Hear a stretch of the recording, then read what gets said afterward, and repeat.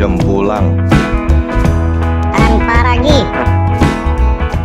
Abdul, Kenapa Tuhan kamu seperti manusia?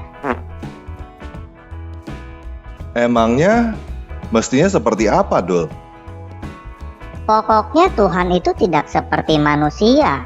Karena Allah itu maha suci, tidak boleh punya sifat-sifat seperti makhluk.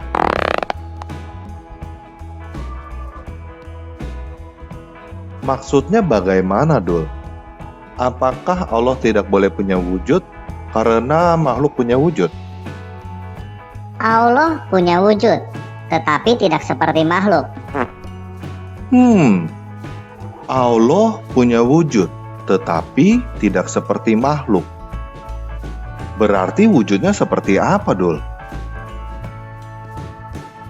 Kita akan tahu suatu saat nanti tanpa ragi.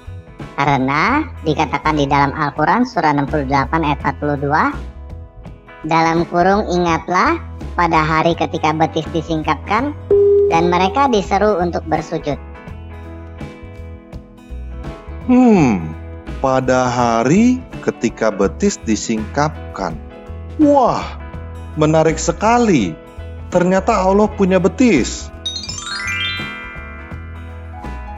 Lalu, apakah Allah juga punya tangan, Dul? Punya dong tanpa ragi. Tertulis di dalam Al-Quran surah 5 ayat 64. Allah punya betis dan tangan. Berarti Allah seperti makhluk dong. Punya betis dan dua tangan. Tidak tanpa ragi. Allah punya betis dan tangan, tetapi tidak seperti makhluk. Bagaimana tidak seperti makhluk, Abdul? Kan punya betis dan dua tangan. Betis Allah seperti apa kita tidak tahu tanpa ragi, karena belum disingkapkan. Tetapi di dalam hadis-hadis tertulis dengan jelas bahwa tangan Allah dua-duanya kanan tanpa ragi.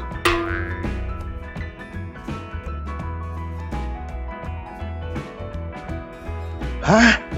Allah punya dua tangan dan dua-duanya adalah tangan kanan. Sepertinya memang tidak ada makhluk yang punya dua tangan dan dua-duanya tangan kanan sih ya. Tetapi tetap saja Allah punya tangan seperti makhluk. Buat apa Allah punya tangan dan betis? Apakah Allah punya tangan untuk bekerja seperti makhluk? Apakah Allah punya betis untuk berjalan seperti makhluk? Kalau bukan untuk bekerja dan berjalan, untuk apa Allah punya dua tangan kanan dan betis? Jangan terjebak di situ tanpa ragi. Al-Quran surah 28 ayat 88 berkata bahwa semuanya akan binasa kecuali wajahnya. Hah? Semuanya akan binasa kecuali wajahnya? Coba saya periksa dulu ya. Kamu salah, Dul. Ini Al-Quran surah 28 ayat 88 di quran.kemenak.go.id, gak ada kata wajahnya. Makanya jangan jadi umat terjemahan tanpa ragi. Di situ jelas tertulis wajahnya di dalam bahasa Arab. Kata wajahnya di situ ditakwil menjadi Allah tanpa ragi. Kata aslinya bukan Allah, tetapi wajahnya. Dan hal ini dipertegas di dalam Al-Quran surah 55 ayat 26 sampai 27.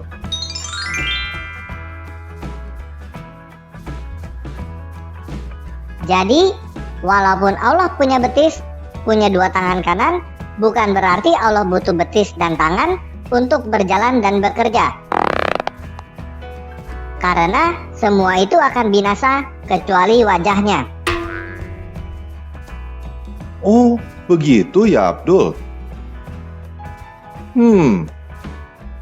Memang tidak ada makhluk yang seperti itu sih.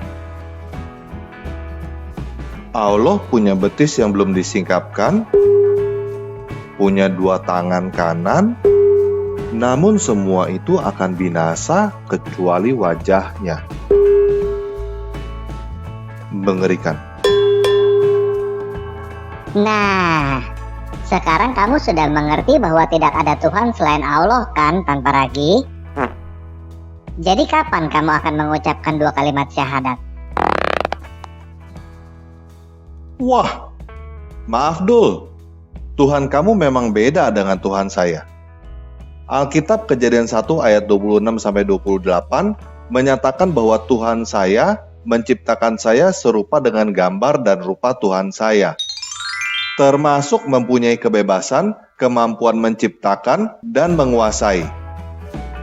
Itu sebabnya manusia seperti kami mampu menciptakan berbagai hal juga seperti Tuhan.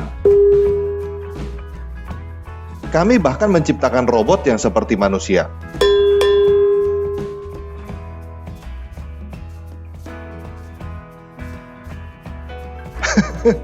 Lucu juga ya, kalau manusia mampu menciptakan robot seperti manusia, tetapi Tuhan tidak mampu menciptakan makhluk seperti Tuhan.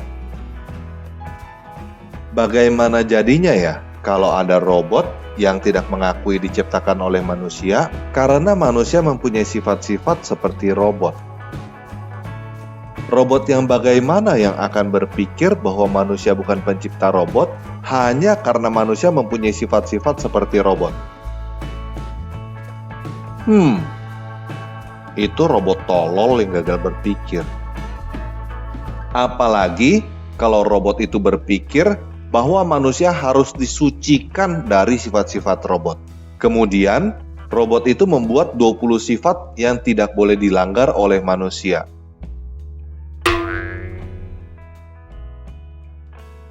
Oke, sampai jumpa Abdul. Selamat beribadah kepada Tuhan yang kamu sucikan dari sifat makhluk dan mempunyai 20 sifat yang kamu wajibkan. Jelas bagi saya bahwa Tuhanmu bukan pencipta saya, karena saya kenal siapa pencipta saya.